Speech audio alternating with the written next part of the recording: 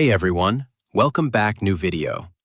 In today's quick video, I'll show you how to fix Black Ops 7 lag and packet burst. So guys, for the first step, you want to go to search and type in View Network Connections.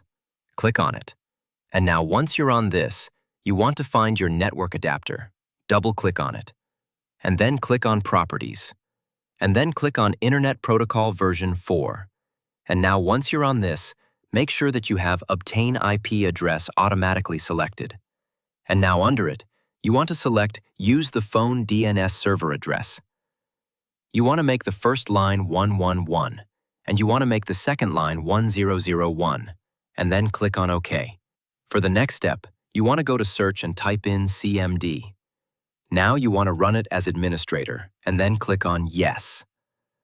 And now once to run this, you want to type in ipconfig /flush DNS and then click on Enter.